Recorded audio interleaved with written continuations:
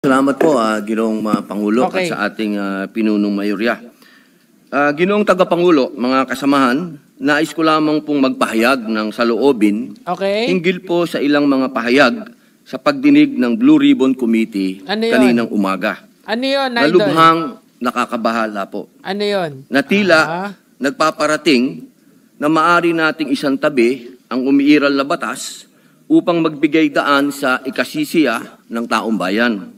Okay, so let me just put that into context. Ang pinag-uusapan kasi dito, yung pagsosoli ng pera ng mga nagnakaw sa atin, Robin Padilla. Teka nga, lagyan natin ito para hindi masyadong tense.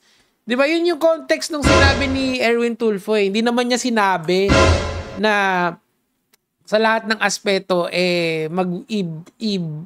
i-bend nyo yung law. Hindi niya nga sinabing break bend yung sinabi niya. Or there are some adjustments na pwedeng gawin for the benefit of the many people na apektado ng mga palpak na flood control projects, ng mga sirasirang mga substandard na gawa ng mga contractors na corrupt and mga politikong corrupt as well, di ba? So meaning to say, clear yung konteksto kung ano yung gustong iparating ni Erwin Tulfo. At saka nag-agree nga doon si SOJ Rimulya at saka si Kiko Pangilinan eh. Di ba? Of course siya, ang ini-invoke niya, yung due process. How ironic. How ironic, mga lods. Na DDS ngayon ang mag-i-invoke ng due process. Di ba? Ng the rule of law. Eh yung mismong, yung mismong si Rodrigo Duterte nga ang numero 1 lumalabag sa batas. In fact, he was already charged with 3 counts of murder ng ICC. Oh, come on. O gusto niyo ng due process? Bakit nagsisisigaw kayo ng bring him home? Salita. Bagamat lubos ko pong nauunawaan ang pangingibabaw ng kalooban ng taong bayan, meron po tayong mga demokratikong mekanismo upang isakatuparan ito. Well, wala naman yung nagsasabi na bawal mong isoli yung ninakaw eh. I mean, balikan niyo yung unang video ko rito. Sinabi ko doon na eto yung, umamin na nga yung magnanakaw eh. Ninakawan namin kayo. Isosoli namin. Go easy on us. Aamin kami sa mga kasalanan ginawa namin. Why is it so wrong na magsoli ng pera for the sake of the people? Why is that wrong? Now all of a sudden you're invoking due process. Ako kaya i-invoke ko yung due process doon sa mga doon sa mga EGK ni Tatay Digong. Would that be fair? 'Di ba? Would that be okay? Kasi due process ang gusto nyo, 'di ba? Yung mga pinatay na addict lang hindi kriminal yung mga hindi nanlaban 'di ba? Kaya nakakainis talaga. When it's convenient lang kasi. Tsaka nyo sinasabi ang mga yan eh. Anyway, tuloy natin. Isipin natin ang posibleng maging epekto nito sa ating mga komunidad.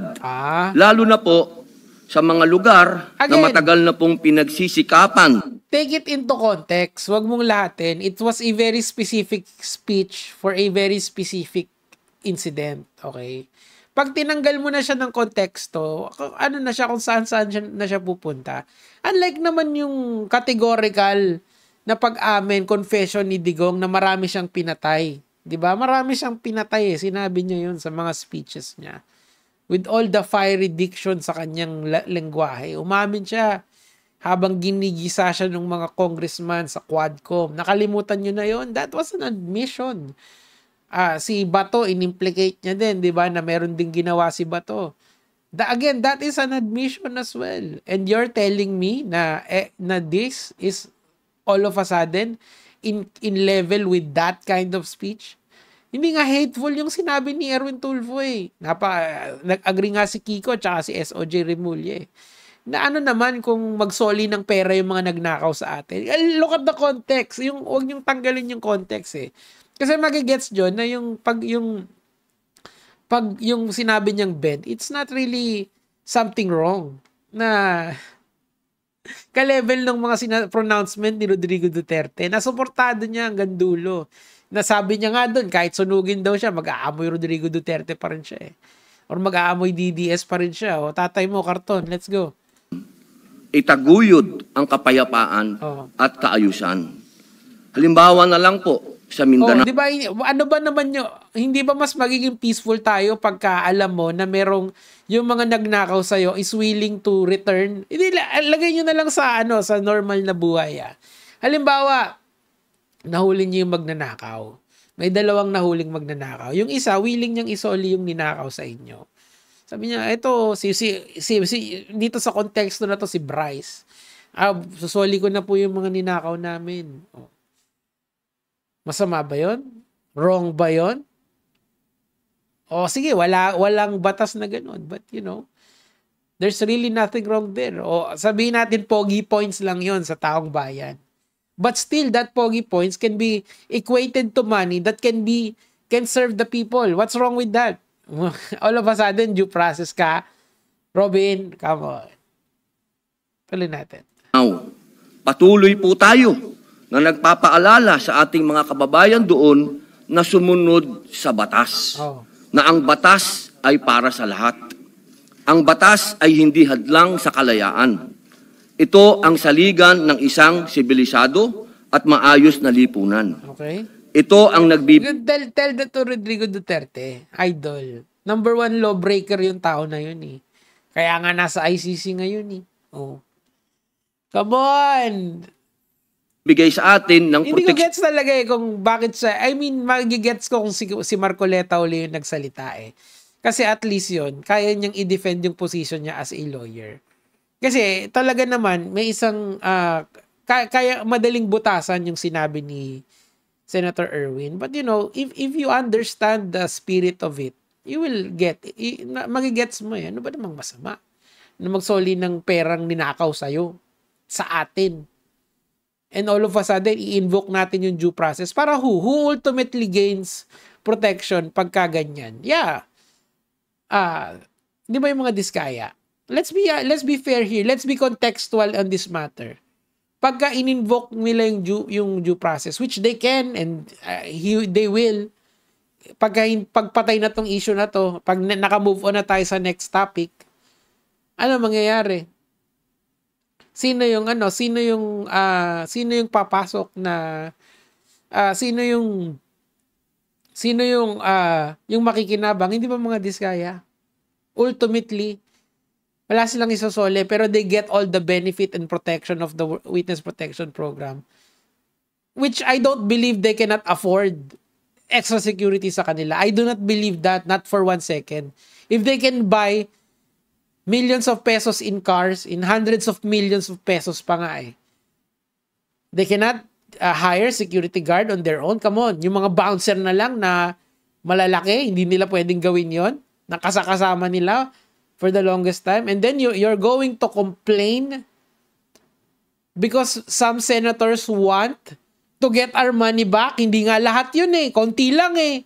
Masama yun? Come on. Come on. Tapos pagka binitbit si Rodrigo Duterte sa ICC, ano sasabihin nyo? Due process. Hindi, kidnapping yan. Come on.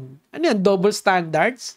When the people is just asking for a konting relief, you deny them with due process kasi, well, it is what is written.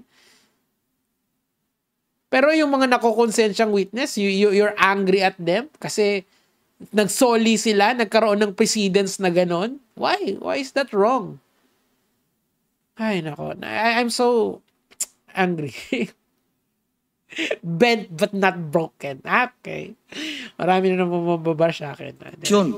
Nagtatakda ng ating mga karapatan at ang nagpapanatili ng kapayapaan. Okay, tapos bilang mga mambabatas, tayo po ang dapat na unang tagapagtanggol ng batas. Hindi ang unang lilihis. Hindi din natin dapat ipagsapalaran ang tiwala ng mamamayan sa ating mga institusyon at makibahagi sa pagpapalabo. Alam mo yung ginagawa ni Robin, he's arguing the fundamentality of law, which is, it's not wrong. Pero lagay natin sa context. What is the context of the speech ni Remulla, ni Erwin Tulfo, at saka ni Kiko Pangilinan? What were they fighting for exactly? Are they denying the Discayas due process? Hindi. Pero they are saying that kung meron way para masoli yung pera ng taong bayan kahit konti, baka naman pwede nating kulitin ng konti. Pero these people, itong mga DDS na to, Diyos ko naman, sila pa yung magagalit kasi hindi sumunod sa due process. Come on. Sa hangganan na tama at maling gawi sa tuwing may matinding suliranin na sumusubok sa ating diwa bilang isang nasyon. Okay? Kaya buong puso po akong nakikiusap, Ang nananawagan hirap siguro magsulat ng speech ni Robin Tagalog. sa mga opisyal ng pamahalaan at sa mga kasama po sa kapulungang ito. Hindi po pare-pareho ang sitwasyon natin. Hindi po pareho ang Luzon, sa Visayas, sa Mindanao. Exactly. Iba-iba talaga yung sitwasyon. Pero, iisa yung nangyari, ninakawan ng taong bayan. Diyos ko naman, umaamin na nga yung mga witness eh. Diba? Pag umamin, ano yung susunod na dapat gawin? Diba? Restitution. Kahit konti. Soli ka kahit konti, Lods. Wala, masama ba yun? Meron pong mga katulad natin na umiikot sa mga liblib na lugar at nagpapakilala. Okay na yun. Next na. After. Ito yung interpolation na tinatawag eh. Opo, punto na binitaw. Napakaganda po ng mga punto na binitawan ng ating hinahangaan na si Senator Erwin Tangina, Tulfo. ang hilig-hilig niya talaga magganyan na speech na yung himas itlog. Ngunit, Ayan. alam niyo po, meron pong historical injustice na nangyari sa mga Bangsamoro. Hindi naman about sa Bangsamoro to eh. About to dun sa mga ninakawan ng mga kontraktor at mga politikong nasa likod nila. Oh my God. Anong kinalaman ng Mindanao dito? If anything, baka nga mas matindi pa yung mga taga Mindanao, kamusta kayo dyan? May DPWH din doon, malamang. Ganyan din yung skema, malamang. Kung ang usapin po natin ay sisingilin natin ang inang bayan sa mga utang nito sa Bangsamoro. Bakit inang bayan? Hindi naman yan yung konteksto nito eh, di ba? Napaka-case to case nito eh. Kasi dito, parang ang ina-argue niya dyan, yung mga injustices na ginawa sa Bangsamoro. Na meaning to say, kung yung mga Bangsamoro, kung dito naniningil tayo, edi dapat singilin din ng taong bayan doon sa ginawa sa Bangsamoro. That's not the point here. Dito kasi may pag-amin, Robin Padilla. Why is it wrong na ibalik nila yung perang nakuha nila? Why? It's so unfair.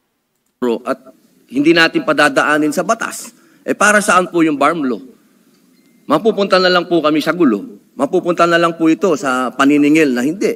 Ganito lang. Again, hindi naman yan yung point eh. Yung sa witness protection yun eh. It helps. Hindi naman sinasabing requirement yun eh. Pero it helps. And it's good visual for the people na nagrally kahapon na yung mga taong nandito ngayon sa Senate is they are willing to rectify the situation by number one, telling the truth, and number two is returning the money that they have stolen. What's wrong with that? Diyos ko po. Naging fundamental argument na of the law pa to from two non-lawyers. Yung isa, gets mo eh. Kasi, ninakawan naman tayo eh. May pag-amin. Lahat naman tayo siguro na nanonood dito sa hearing na to would agree. We all agree that they have taken money from the people. That is clear as day. So why is it wrong that the politicians who are siding with the people is going to ask them to return the money? I really don't get that. Hindi ko gets. Hindi ko gets. Tangina. Parang, kaya ano ba? Sobrang, kasi, etong line of argumentations na to from all of the people, ang makikinabang dyan, ultimately, mga Diskaya. Diba? Come on! May gulay. Kailangan magbayad. Kailangan ngayon na. Kailangan po dumaan tayo sa proseso. Due process. Ang atin pong saligang batas ay malinaw na nagsasabi na may due process. Kung argumento... Again, hindi naman to about specifically about sa due process. This is about them returning the money. Simple as day. My God. Kasi umamin naman sila eh. May explicit naman na pag-amin na nagbibigay sila sa mga politiko. Yung lalo kanina, yung mga substandard na anuhin nyo na lang mga Lods, ha? Wag nyo nang pakinggan yung ako. Wag nyo nang pakinggan ako. Wag nyo nang pakinggan si Senator Erwin, si Senator Kiko, si Robin Padilla. Tingnan nyo na lang yung araw-araw na nangyayari sa inyo pag umuulan. Pag umuulan sa inyo, tas nagbaha, 'di ba? Pagka kailangan yung pumasok kasi nagtatrabaho kayo halimbawa sa BPO at may pasok kayo and you are kailangan yung kasi hindi pa naman siguro malakas yung ulan tas or naipit kayo tas nagbabaha, di madaanan yung mga road so mai-stuck kayo doon. Think about those moments when you are trying to support a politician or an argument made by someone in government. Look at your lives. You do nyo lang tignan on how the practicality of their argument. Yeah, there's due process. I can tell you that there is due process. Pero ito, siguro naman walang masama magsoli ng pera. So, soli mo lang naman Umami naman Robin Padilla What due process gusto mo?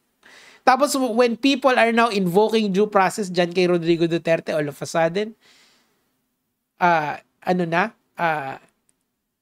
it's not convenient for you. Come on. Anyway, let's end this kasi gusto ko fair lang yung time nung dalawang content ko. Anyway. Po natin makikinig tayo sa sinasabing ngayon na. Teka muna po. Marami pong maliligaw. Katulad po ng mga kasama nating artista, halimbawa sinasabi nila, kung ganyan, wag na tayo magbayad ng tax. Siyempre, lang yun. Again, that's figure of speech. Pero magbabayad pa rin sila.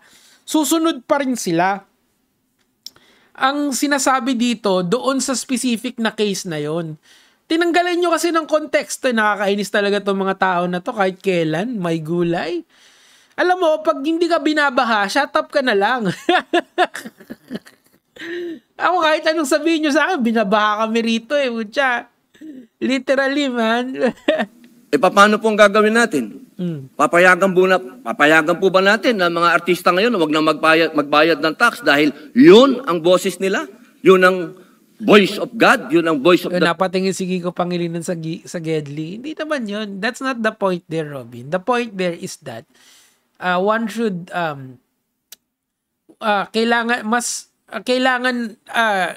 again, it's very contextual yung argumento na yun.